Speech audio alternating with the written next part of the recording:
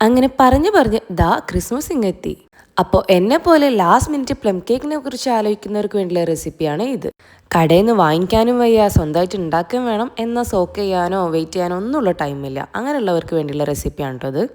നമ്മൾ ദിവസങ്ങളോളം മാസങ്ങളോളം സോക്ക് ചെയ്ത് വെച്ച് ഉണ്ടാക്കുന്ന ആ കേക്കിൻ്റെ ടേസ്റ്റ് വെച്ചത് കമ്പയർ ചെയ്യരുത്. എന്നിരുന്നാലും ആഗ്രഹത്തിൻ്റെ പുറത്ത് നമുക്ക് ഉണ്ടാക്കി നോക്കാൻ പറ്റുന്ന അടിപൊളി റെസിപ്പിയാണ് കേട്ടോ. അതിനായിട്ട് ആദ്യം തന്നെ 1/2 കപ്പ് പഞ്ചസാര ഞാൻ കാരമലൈസ് ചെയ്തെടുത്തിട്ടുണ്ട്. അതിലേക്ക് 1/2 കപ്പ് വെള്ളം ഞാൻ കുറേശ്ശെ ആയിട്ട് ഒഴിച്ച് അതൊരു കാരമൽ സോസാക്കി മാറ്റുകയാണ് കേട്ടോ. അപ്പോൾ ബീറ്ററോ ഓവനോ ഒന്നും ഇല്ലാണ്ട് നമുക്ക് ഈ ഒരു കേക്ക് സിമ്പിളായിട്ട് ഉണ്ടാക്കിയെടുക്കാം.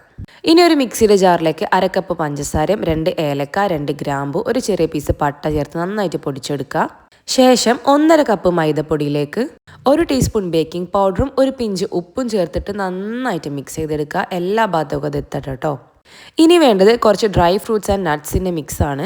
ഒന്നുമില്ലെങ്കിൽ കുറച്ച് അണ്ടി മുന്തിരി മാത്രം എടുത്താലും മതി കേട്ടോ. അതിലേക്ക് 2 ടേബിൾ സ്പൂൺ മൈദപ്പൊടിയും കൂടി ചേർത്തിട്ട് ഒന്ന് മിക്സ് ചെയ്ത് മാറ്റി വെക്കാണ്. ഇനി വീണ്ടും വേറൊരു മിക്സിൻ്റെ ജാറിലേക്ക് നമ്മൾ റെഡിയാക്കി വെച്ച പഞ്ചസാരൻ്റെ ആ പൊടിയും 2 റൂം ടെമ്പറേച്ചറിലുള്ള മുട്ട, 1 table spoon vanilla essence, 1/2 cup sunflower oil, ഇതെല്ലാം കൂടി മിക്സിയിൽ നന്നായിട്ട് അടിച്ചെടുക്കുക. ശേഷം നമ്മൾ ഫ്ലോർ മിക്സ് കുറേശ്ശെ ആയിട്ടിട്ട് ഇളക്കിയെടുക്കുക കേട്ടോ. ഒരുപാട് അങ്ങോട്ട് വിസ്ക് ചെയ്തെടുക്കരുത്. ആ ഒരു കട്ട് ആൻഡ് ഫോൾഡ് മെത്തേഡിൽ അങ്ങനെ ഇളക്കിയെടുത്താൽ മതി. ഇനി അവസാനമായിട്ട് നമ്മൾ തയ്യാറാക്കി വെച്ചിട്ടുള്ള കാരമൽ സോസ് നന്നായിട്ട് തണുത്തതിന് ശേഷം മാത്രം ഒഴിച്ചു കൊടുക്കുക.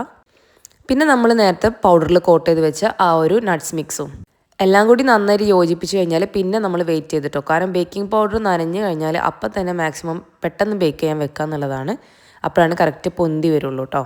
ഇനി മേലെ കുറച്ച് അലങ്കോലപ്പനികൾക്കായിട്ട് ഞാൻ കുറച്ച് അണ്ടിപ്പരിപ്പിൻ്റെ പീസസ് ഇങ്ങനെ ഇട്ട് കൊടുക്കുന്നുണ്ട്.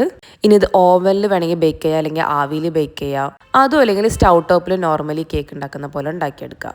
ഞാനിപ്പോൾ ഇത് ഓവനിൽ 180 ഡിഗ്രി സെൽഷ്യസിൽ ഒരു 30 മിനിറ്റ്സ് ആണ് ബേക്ക് ചെയ്തെടുത്തിട്ടുള്ളത്. അപ്പോൾ 1 മണിക്കൂർ കൊണ്ട് കേക്ക് റെഡി. എന്നാൽ